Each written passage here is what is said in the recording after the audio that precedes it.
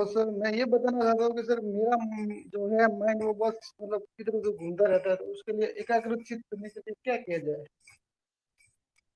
जी, हाँ पढ़ाई तो सर पढ़ाई जैसे में कि ही पढ़ाई में पूछना चाहते हैं या किसी और नहीं परिप्रेक्ष्य में? नहीं नहीं मतलब पढ़ाई में तो हो जाता है, लेकिन वो मेडिटेशन करता हूँ ना, तो उसमें तो मेरा सर वो एकाग्रचित नहीं हो पाता है, मैं उसमें ध्यान में।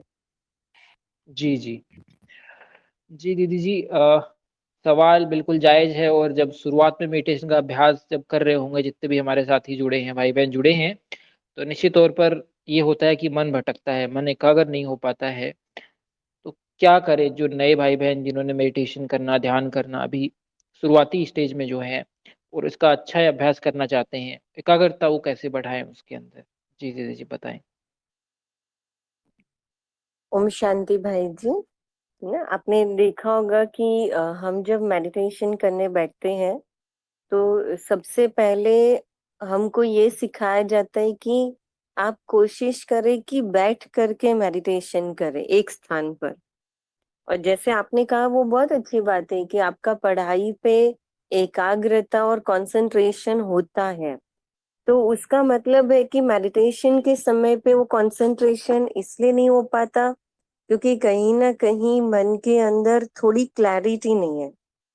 दूसरी, आपने देखा होगा दूसरी बात कि जनरली साइकोलॉजी में ये कहा जाता है कि जब व्यक्ति मन से बहुत सोचता है तो ऑटोमेटिक उसका प्रभाव जो है वो शरीर के ऊपर पड़ता है ना। आपने खुद भी नोट किया होगा कि जब आपके अंदर मन में कोई टेंशन चल रहा होगा या कोई बात बहुत स्ट्रेसफुल लगती होगी, आपको स्ट्रेस लगती होगी ना, तो आपने देखा होगा कई लोग बैठे होंगे लेकिन बैठे बैठे उनका पैर कंटिन्यू हिलता रहेगा, कंटिन्यू शेक करता रहेगा। या तो उनके हाथ में अगर पेन होगी या कोई चीज होगी तो उसको कंटिन्यू वो हिलाते रहेंगे, उसको बजाते रहेंगे।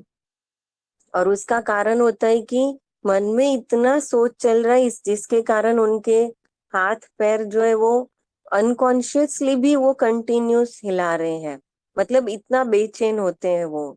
तो माना मन का प्रभाव हमारे शरीर पर पड़ता है ना, दैट इज अ फैक्ट। तो अगर ये मन का प्रभाव शरीर पर पड़ता है तो हम इसको रिवर्स भी कर सकते हैं। इसलिए आप जब मेडिटेशन में बैठेंगे और उस समय अगर आप तन को स्थिर करके बैठेंगे तो ऑटोमेटिक धीरे धीरे मन भी स्थिर होने लगेगा। तो एकाग्रता के लिए आप ये कोशिश कर सकते, फर्स्ट स्टेप ये कर सकते कि आप भले 5 मिनट बैठे, 10 मिनट बैठे, नॉट नेसेसरी कि आप एक एक घंटा कोई मेडिटेशन करें, क्योंकि शुरू में इतना पॉसिबल भी नहीं हो पाता है क्योंकि हमको आदत ही नहीं है। और आप खुद सोच सकते हैं कि अगर मेरी आज उम्र 20 साल की है, 50 साल की है या 30 साल की है, तो मुझे इतने लंबे समय से अगर मैं कैलकुलेट करूं तो 30 साल की उम्र कैलकुलेट करूं या 50 साल भी कैलकुलेट करूं या 20 साल कैलकुलेट करूं, तो एक साल के 365 डेज, तो 365 डेज इंटू 20 या 30 या 50 करूं, तो माना इतने दिनों से मेरी आदत नहीं है कंसंट्रेशन करने की। और अभी हम सिर्फ 5 दिन 10 दिन से ये मेडिटेशन सुन रहे हैं, मेडिटेशन वीडियो देख रहे हैं, और हम चाहते हैं कि हम मेडिटेशन की हाईएस्ट स्टेज तक पहुंच जाए, तो तुरंत नहीं हो सकता ना। तो थोड़ा सा टाइम लगता है और इसीलिए आपको रोज थोड़ा समय देना पड़ेगा। और रोज भी बहुत ज्यादा नहीं, लेकिन जितना देते हो वो क्वालिटी टाइम दो, मतलब पूरा समर्पित होकर के उसको समय दो। फिर ये नहीं कि आप मेडिटेशन करने बैठे और बीच बीच में आप थोड़ा फोन देखते रहे, व्हाट्सएप देखते रहे, मैसेज देखते रहे, 2-2 मिनट में, 5-5 मिनट में, ऐसे नहीं। या तो किसी को कुछ काम बोलते रहे या घर में क्या हो रहा है वो देखते रहे, ऐसे नहीं।